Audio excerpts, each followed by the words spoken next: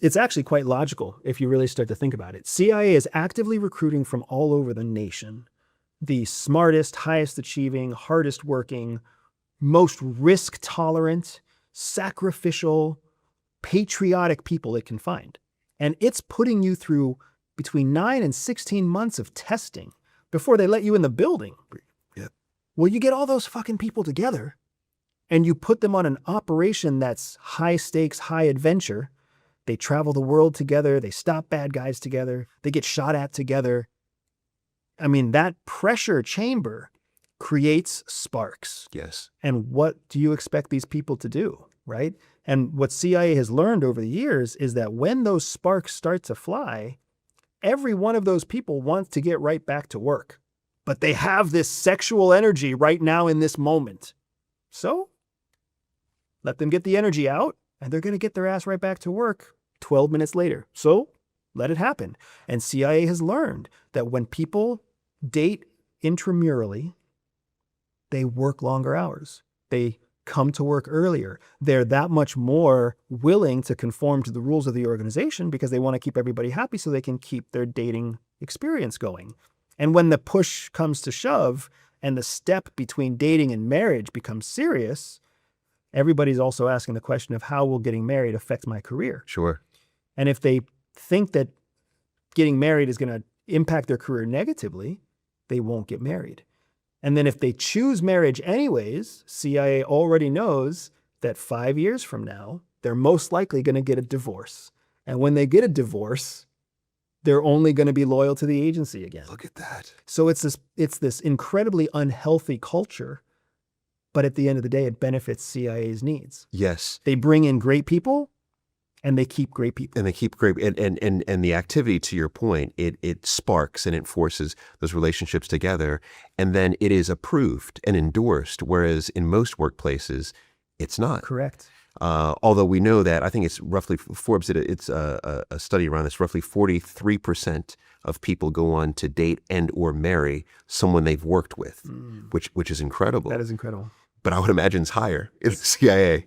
And the divorce rate is really depressing. Like CIA knows that its own rate of divorce inside the agency is over 60%. Is it? So people who get married inside the agency, the odds are you will get divorced while you're still inside the agency. And I can't imagine how hard it is to be married to someone else. You know, you're in the agency, but someone outside. How do you do that? They do it. Your entire life is a fabrication. It's exactly right. And the stress builds over time, and your partner never understands your priorities, and they don't have the need to know about what you're working on, and your biggest successes you can't share with them.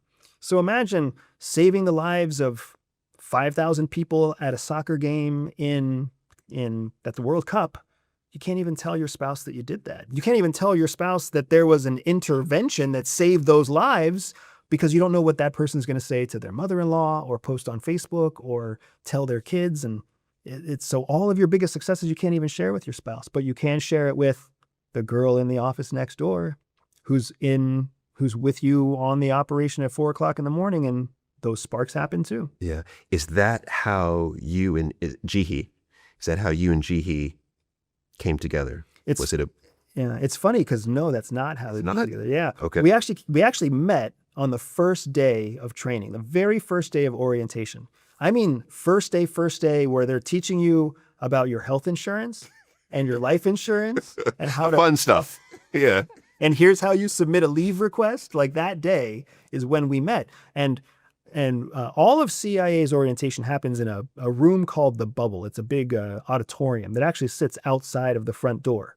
And it's a historic, beautiful place. You can look it up on the internet. It's called the Bubble at CIA. And I walk into the front entrance of the Bubble, and there's this cute girl dressed kind of frumpy sitting by the door to the auditorium. But it's a massive auditorium, and she's sitting at the entrance to the auditorium. Well, I walk right past her, assuming she's cute. She's got to be an instructor, though, because she's sitting there. And I work my ass up to like the second row from the front, in between two other girls that are also in the second row to the front. And I'm like, this is my jam. The truth is that she was going through an anxiety attack. My wife suffers from general anxiety disorder. She has waves of depression, and it affects her gastrointestinally. So essentially every 45 minutes or so, she had to run to the bathroom and throw up.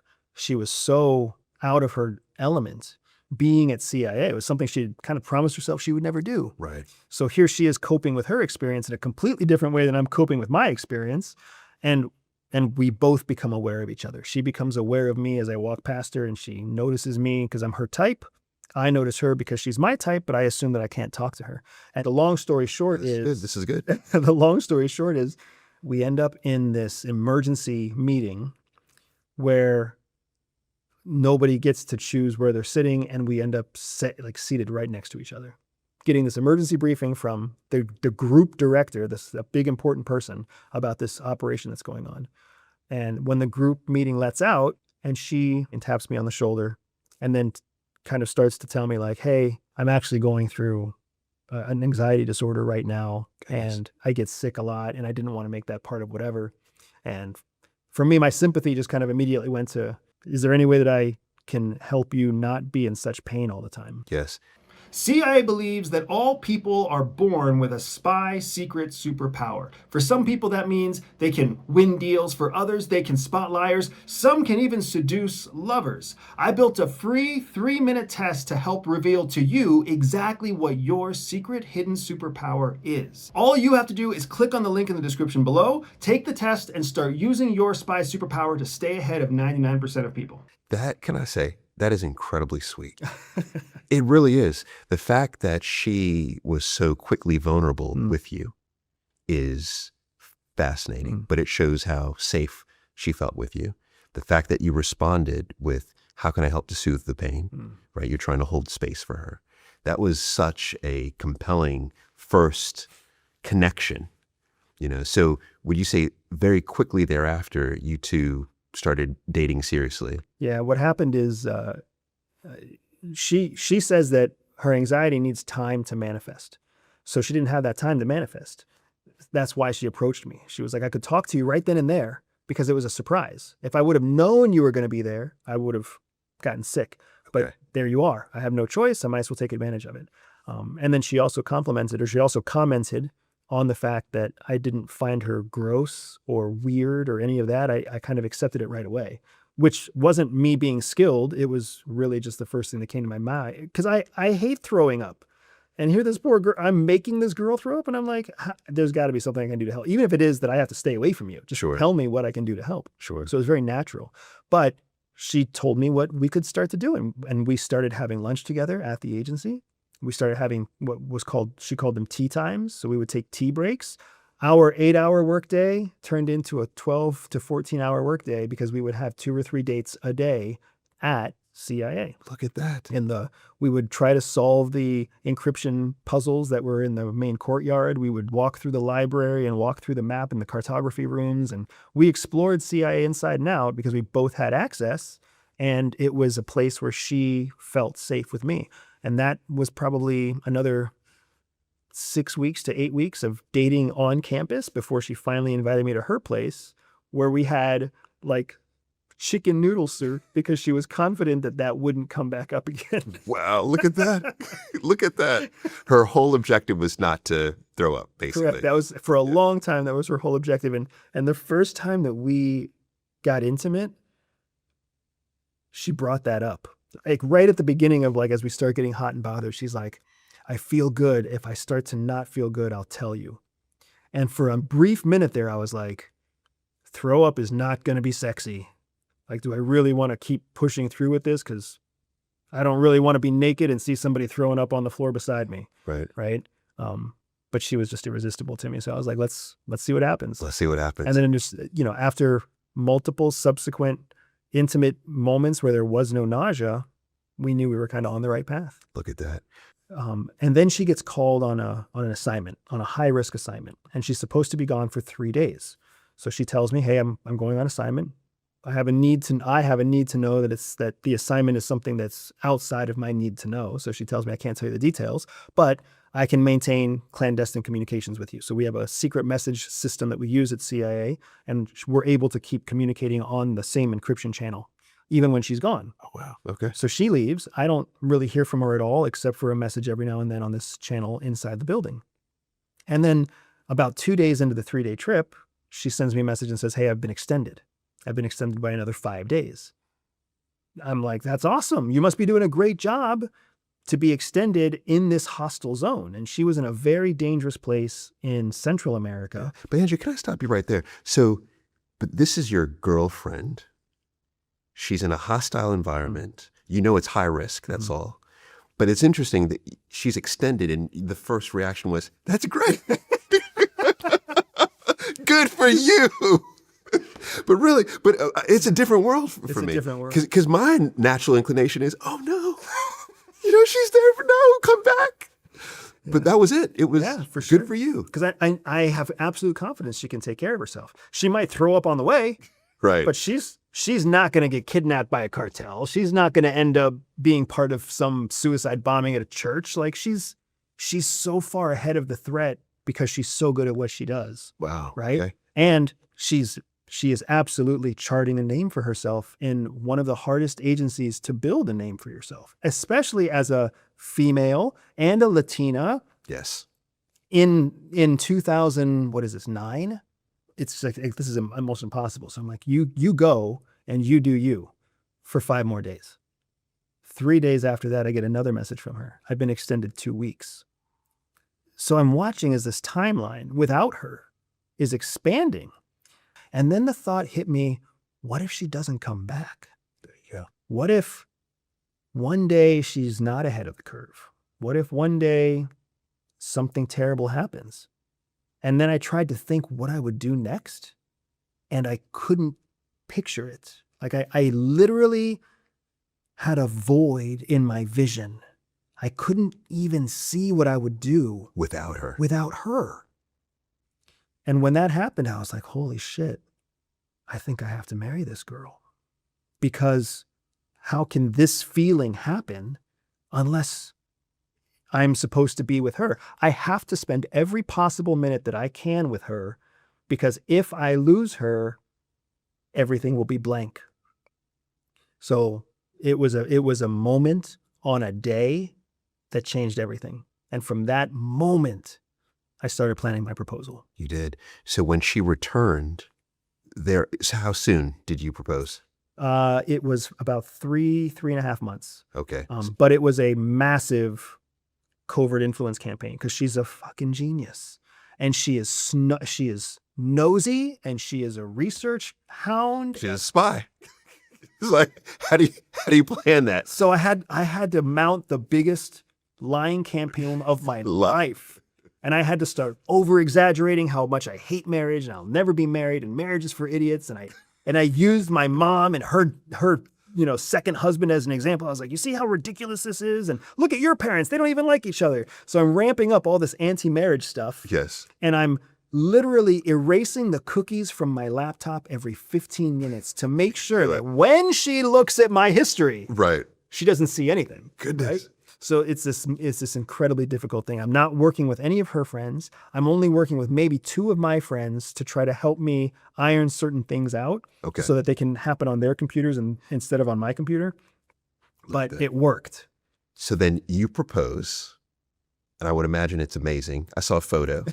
Was that at the mall? At the Cherry Blossom The Cherry Blossoms, yes. in Washington, D.C. Yes. Yep. Beautiful, beautiful place. Yeah, absolutely incredible. Yes. So you proposed. Obviously, she said yes. She said yes. I had arranged for her parents to be there surreptitiously and my mom to be there surreptitiously. And then my wife, who is like the ultimate introvert and who gets anxious around any kind of crowd, it never occurred to me that I'm going to propose to her in front of the Jefferson Memorial with tens of thousands of people watching. Right. It just didn't. That part didn't click. I was thinking about the leaves and the beautiful cherry blossoms. But not how popular the place is. Yeah. So did she say yes immediately, though? She said yes immediately. She shook her head and she was in shock for a few seconds, but then when she finally pulled her hands away from her face, she said yes. Then she said And yes. kissed me and all that good stuff. So you're married. You're still within the CIA, though. Correct. Is that what leads you to leave, to exit? Was it family? Was it marriage? What was it exactly? That's exactly it. Yeah. was- okay. So we got married in 2010, and then we almost immediately got called into a high stakes operation together as a married couple. We actually wrote a book about this operation. It's called Shadow Cell.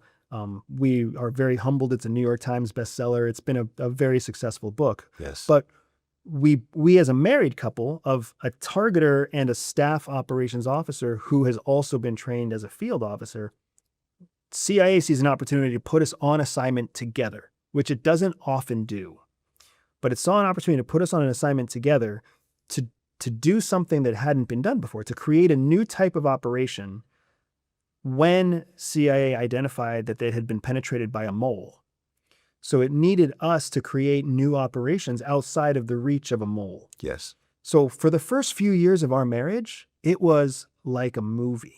It was a blank check from CIA, traveling around the world together, doing incredible things all over, incredible adventures, incredible sights, incredible food, all over the world at our discretion, building our Shadow Cell team and our Shadow Cell operations because we're fighting against a mole that's trying to work against us. I mean, it's a movie.